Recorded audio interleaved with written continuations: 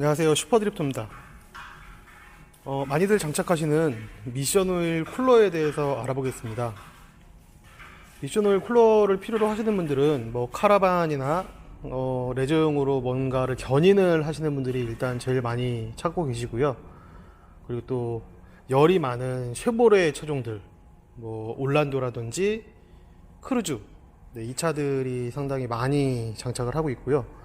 또 장거리 운행이 많은 차들이나 아니면 부하량이 좀 큰 차들, 사람이 많이 타는 차들이나 짐을 실는 차들이겠죠. 카니발이나 모하비, 그리고 또 쌍용 차들도 열도 많고 또 장거리 운행이 많고 짐도 많이 싣고 하기 때문에 그런 차들이 많이 장착을 하고 있습니다. 근데 그러면 이분들이 이렇게 부하량이 많고 뭔가를 견인하고 짐을 싣고 하시는 분들이 미션오일 쿨러를 왜 장착하는 걸까요? 미션오일 온도가 올라가면 뭔가 이상 증상이 느껴지시는 걸까요? 오너분들의 말씀에 따르면 미션오일이 온도가 올라갔을 때 느껴지는 증상들은 눈에 보여지는 것과 체감할 수 있는 것은 첫 번째로 과열경고등 점등이라든지 림프 모드로 보호 모드로 들어가게 되는 것. 미션오일이 대부분 현대기아차들 같은 경우는 보호 모드로 들어가게 되면 3단으로 고정이 돼버려요. 그래서 속도를 낼 수도 없고 되게 난감한 상황이 온다고들 하시죠. 그리고 또 온도가 올라가면 느껴지는 것들이 변속이 지연되고 또 변속될 때 충격이 생기고 미션이 또 슬립 증상이 나타나는 것들, 그리고 또 락업 클러치가 풀리는 증상들. 온도가 올라감으로써 RPM, 악셀을 밟는데 RPM은 우웅하고 올라가는데 차는 그 RPM에 맞게 좀 달려나가지 못하는, 좀 차가 늘어진다라고 표현을 많이 하시더라고요. 그런 증상을 느끼는 분들께서 장착을 하고 계십니다. 그리고 결정적으로 미션 오일 온도가 높아지면 미션 오일 수명이 단축되는 거예요. 보통 90도에서 100도 이상으로 계속 유지가 될 경우에는 미션 오일 수명이 약 8만 킬로나 한 6만 킬로 정도로 급격하게 줄어들기 때문에 고온 상태에서 계속 운행하는 거는 오일의 변질이 빨라지고, 또 오일의 변질이 빨라지면 이제 점도도 상승할 뿐더러 미션 내부 부품, 유성기아라든지 아니면 클러치 디스크 같은 것들이 마모가 빨라지기 때문에 미션의 고장도 유발을 하게 되는 겁니다. 그래서 미션 오일 교환도 좀 더 자주 해야지 미션을 보호할 수 있는 상태가 되는 거죠. 그런데 미션 쿨러를 장착을 해서 일정 온도로 유지를 잘 해주신다면 미션 오일 수명도 많이 올라가게 되는 거예요. 미션 오일 수명도 10만 킬로 이상, 막 16만 킬로까지 이렇게 증가하게 됩니다. 미션 오일이 상태가 좋다면 미션이 그만큼 좋은 컨디션에서 동작을 하기 때문에 확실히 주행 질감도 좋아지고 미션의 고장에 대한 걱정도 많이 줄일 수 있을 것입니다. 최근 현대기아 자동차들 중에서 3.3 터보 엔진과 8단 미션으로 조합되어 있는 차량 일부 중에는 미션 오일 쿨러와 서머밸브가 장착이 되기 시작했고요. 쉐보레 차량들도 크루즈나 올란도 같은 경우에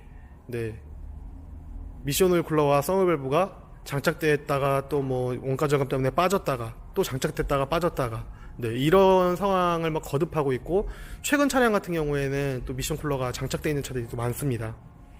그만큼 미션 쿨러가 미션 오일 수명을 이제 연장시키고 미션을 보호하는 기능이 메이커에서 또 알고 있겠지만 결국에는 비용 문제로 장착을 해주지 않고 있는 것 같습니다. 르노 삼성 같은 경우 SM5 L43 모델에도 쿨러가 달려 있고요. 또 QM5 모델에도 기본적으로 달려 있습니다. 이것처럼 미션 오일 쿨러 같은 경우는 미션 오일의 과열을 방지함으로써 미션 오일의 수명을 연장하고 이상적인 점도에서 미션이 동작할 수 있게끔 도와주는 핵심 아이템이라고 볼 수 있겠습니다. 대부분의 순정 차량들은 지금 보시는 것과 같이 미션에서 라디에이터 쪽에 열교환기를 통해서 미션 오일을 웜업 또는 냉각을 하고 있습니다. 아주 단순한 구조죠. 이 라디에이터 같은 경우는 이 열교환기가 있는 쪽은 그 뜨거운 물이 이쪽으로 들어와서 냉각이 된 상태에서 다시 이제 엔진으로 들어가는, 네, 이쪽 부분에 설치가 되어 있습니다. 그러니까 라지에이터도 어떻게 보면 이쪽은 좀 더 뜨겁고 이쪽은 좀 더 차갑죠. 네, 물이 흐르면서 바람으로 냉각이 됐기 때문인데요. 이 열교환기의 특징이 있습니다. 겨울에는 이 열교환기 쪽 안에 물이 상대적으로 더 차갑고, 또 여름에는 뜨겁다는 건데요. 이 라디에이터로 들어오는 물의 온도는 대부분 86도 이상입니다. 그러니까 여름 같은 경우에는, 네, 온도가 기온이 높기 때문에 엔진도 더 빨리 열을 받고, 바람이 이제 상온이 온도가 높기 때문에 라디에이터에 있는 물이 생각보다 냉각이 잘 안 돼요.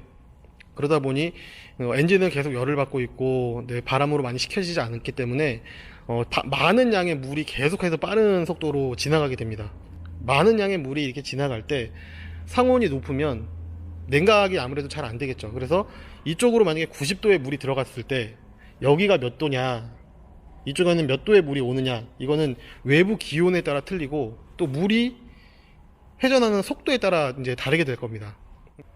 그래서 여름에는 열이 많이 나기 때문에 뜨거운 물이 더 많은 양이 지나가기 때문에 이쪽에 뭐 90도가 들어간다고 해도 이쪽에 찍히는 온도는 80도, 뭐 85도가 될 수도 있습니다.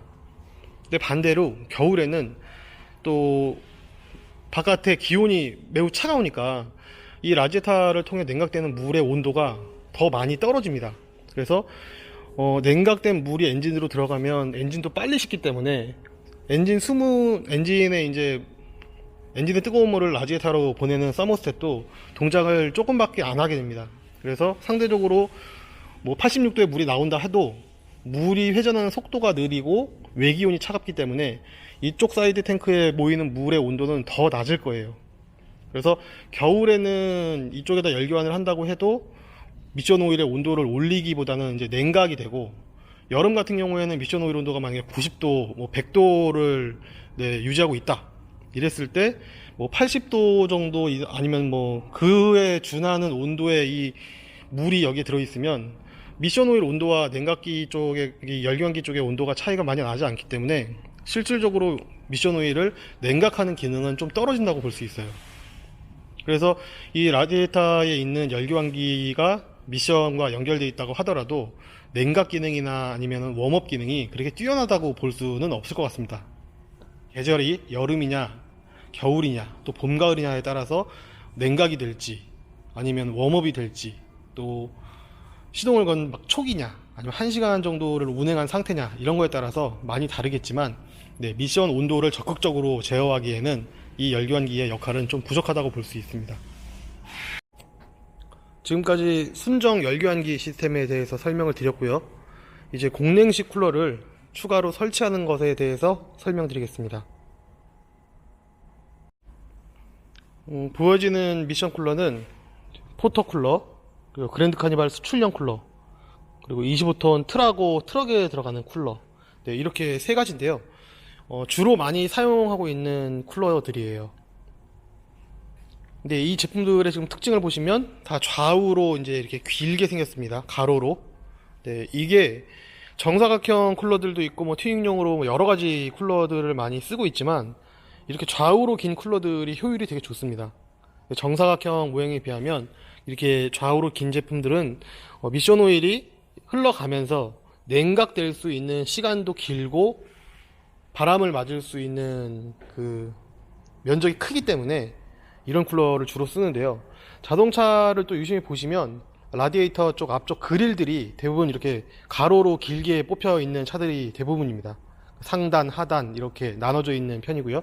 그래서 이렇게 좌우로 긴 쿨러를 장착하셨을 때 좋은 효과를 보실 수 있습니다. 그리고 이렇게 쿨러를 또 설치할 때는 이 서머밸브라는 거를 같이 설치를 해 주셔야 되는데요. 서머밸브는 어떤 역할을 하냐면, 쿨러를 장착했을 때 이제 겨울 같은 경우에는 관행이 됩니다. 막 영하의 날씨 아니면 쌀쌀한 날씨에 미션 오일이 데워지기도 전에부터 그냥 시동을 거는 순간 미션 오일이 쿨러로 나와가지고 계속 냉각이 되기 때문에 웜업이 되질 않아요. 웜업이 또 되지 않으면 락업 클러치가 동작을 못 하고요. 또 점도가 높기 때문에 미션에 상당히 부하를 많이 줍니다.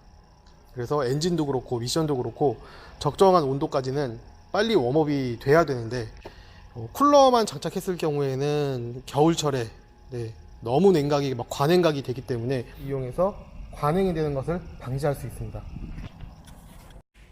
자, 그럼 순정 시스템에서 미션 오일 쿨러가 장착되는 과정을 보여드릴게요. 보시는 것처럼 두 가닥의 라인이 열교환기가 연결이 되어 있습니다.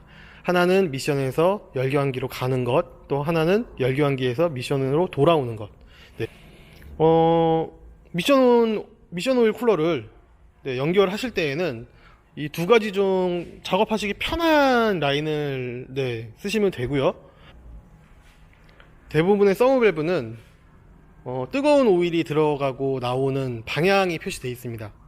그래서 이 두 가닥 중에 어느 쪽이 미션의 쪽에서 나오는 쪽인지를 찾으셔가지고 서머밸브에 연결을 해주시면 됩니다.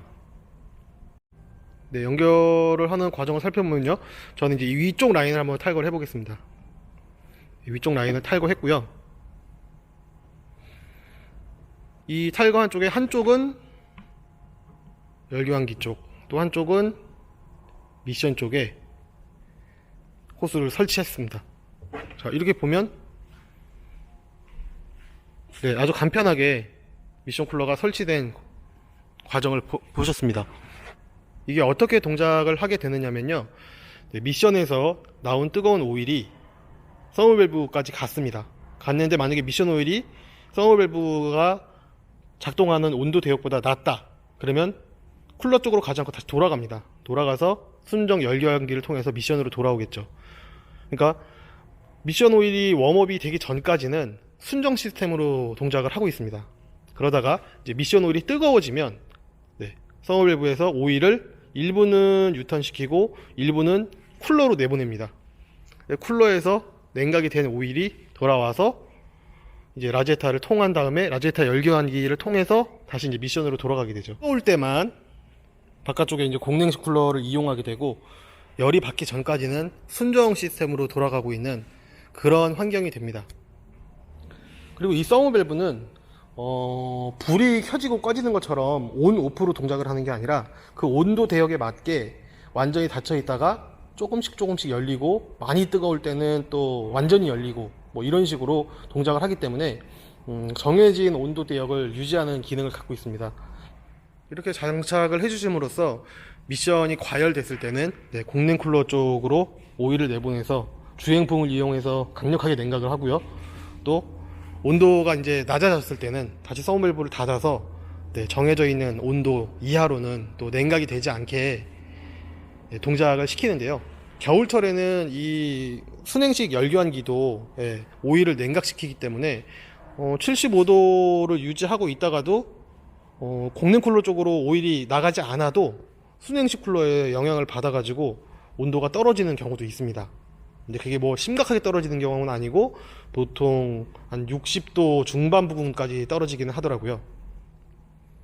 그래서 겨울철에는 서머밸브의 동작에 문제가 없더라도 약간 여름철에는 보지 못했던 온도 대역까지 내려가는 경우가 있어요. 또 근데 이제 부하 주행을 하게 된다고 그러면 또 이제 75도, 또 75도, 80도 이렇게까지 또 올라가겠죠. 그렇지만 반대로 75도로 유지되다가도 정속 주행으로 또 한참 가고, 또 날씨가 매우 추운 경우에는 순행식 열교환기 때문에 온도가 떨어질 수 있다는 점을 알고 계셨으면 좋겠습니다. 공냉식 쿨러의 특징은 주행풍으로 이제 미션 오일을 냉각시키는 거라서 산 같은데, 속도를 내지 못하는 이제 경사로가 높은 산 같은 데를 이제 꾸준히 올라간다거나 아니면 이제 정체 구간에 들어가게 되면 주행풍을 많이 받지 못하기 때문에 온도가 또 스물스물 올라갈 수 있어요. 하지만 다시 바람을 맞을 수 있는 주행 조건으로 변경되면 빠르게 또 설정되어 있는 온도까지 냉각이 됩니다. 이 공냉 쿨러의 특징 때문에 몇몇 분들께서는 아무 소용없다, 나는 시내만 다니니까 소용없다 말씀하시는 분들도 계시는데요. 또 그렇지 않습니다. 저희가 겨울에는 사실상 뭐 과열이 될 수 있는 환경이 좀 적으니까 그렇다 쳐도 또 이제 여름에는 저희가 에어컨을 항상 틀고 있습니다. 근데 쿨러가 장착되어 있는 전면에는 에어컨 그 컨덴서를 시키기 위해서 팬이 돌기 때문에 정체 구간에 들어가도 에어컨 팬이 계속 돌면서 바람을 앞범퍼 쪽에서 빨아당기기 때문에 네, 공냉식 쿨러가 또 그 팬의 영향으로 냉각이 또 잘 됩니다. 그래서 에어컨을 켜고 있는 또 여름에는 정체 구간에 들어가도 공냉식 쿨러의 효과를 볼 수가 있고요. 봄, 가을에 에어컨을 안 켜는 그 짧은 어떤 애매모호한 기온에서는 에어컨 팬이 동작을 안 하는 상태에서 또 정체 구간에 들어가면 여름에도 냉각이 잘 됐었는데 봄, 가을에 또 약간 온도가 좀 높게 유지가 된다 하는 네, 현상이 나타날 수 있습니다. 네, 지금까지 이제 순정 미션 오일 열교환 시스템과 공냉식 쿨러에 대해서 저희가 알아봤습니다. 추가로 미션 오일 쿨러를 장착하게 되면 네, 미션 오일 온도를 적정 온도로 유지를 해주고 또 그 덕분에 점도가 이제 정상적으로 유지가 되면 주행 질감도 좋아지고 미션 오일 수명도 늘어나고 하기 때문에 훨씬 쾌적한 주행감을 가지실 수 있습니다. 보시는 것처럼 추가로 미션 오일 쿨러를 장착하실 때는 주의할 점이 몇 가지 있는데요. 네, 그 중에서 첫 번째로는 미션 오일 쿨러가 단단하게 잘 고정이 돼야 될 거고요. 그리고 밖에서 봤을 때 미션 오일 쿨러가 전체가 다 보일 수 있게 바람을 충분히 맞을 수 있는 위치에 설치가 돼야 됩니다. 네, 첫 번째로는 쿨러의 위치와 견고한 고정. 그리고 이제 두 번째는 호수를 미션 오일 쿨러에 맞는 용도의 호수를 사용하셔야 돼요. 미션 오일이 독성이 상당히 강하기 때문에 웬만한 뭐 그냥 일반 미션 오일 쿨러용 호수가 아닌 거를 사용했을 때는 호수의 변형이 생겨가지고 내구성이 안 나오고 막 터지는 경향이 있을 수 있습니다. 그래서 호수를 잘 선정을 해주셔야 되고요. 그리고 이 호수를 고정하는 클램프 집게 호스 타입인데요. 이 집게 타입을 쓰시는 게 매우 중요합니다. 미션 오일은 계속 뜨거워졌다가 냉각됐다가 반복하기 때문에 그냥 일반적으로 이렇게 드라이버로 조이는 타입을 쓰시면 나중에 유격이 발생합니다. 근데 이렇게 스프링 타입으로 되어 있는 집게 호스 클립을 쓰시면 호수가 조금 열이 받아갖고 말랑말랑해지면 이 스프링의 힘으로 계속 파고 들어가기 때문에 네, 이게 훨씬 더 견고하게 고정이 된다고 보시면 됩니다. 그리고 이제 세 번째로는 서머 밸브의 방향, 네, 미션 오일이 흐르는 방향에 맞게끔 설치가 돼야 돼요. 그래야 서머 밸브가 정상적인 온도 대역으로 잘 제어를 할 수가 있습니다. 네, 이렇게 세 가지만 신경 써서 봐주신다고 하면 미션 오일 설치하시고 아무런 걱정이 없으실 거예요.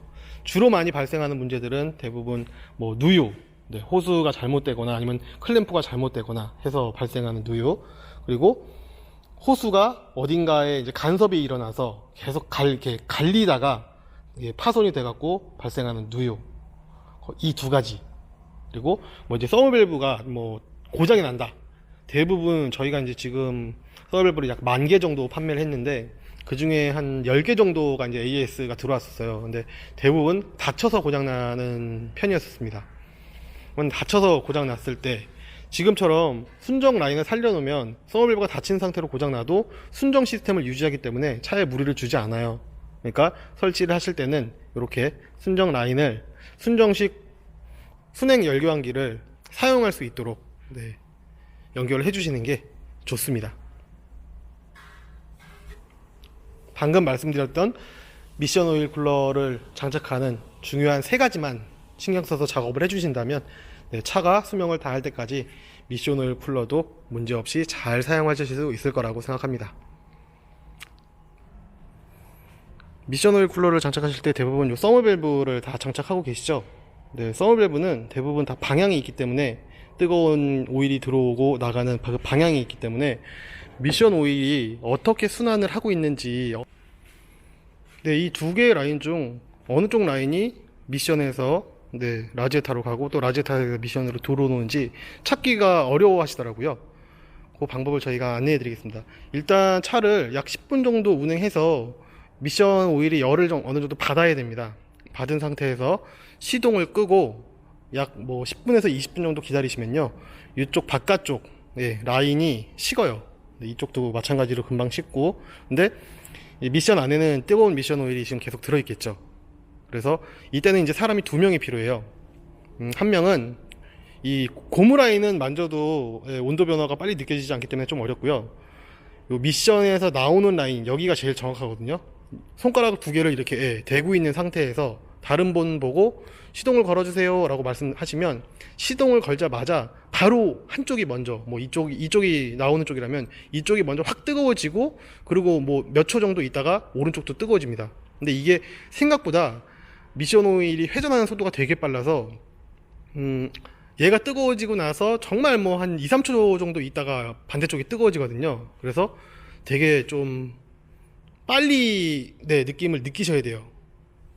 저희 같은 경우는 아무래도 차를 만지는 사람이다 보니까 요 두 손가락이 약간 좀 군살이 있어서 좀 온도를 못 느끼는 경우도 있더라고요. 그래서 중간 손가락하고 약지 손가락, 중지하고 약지를 이렇게 대거나 약지하고 새끼를 대서, 네, 온도를 좀 더 예민하게 느낄 수 있게 하고 있습니다.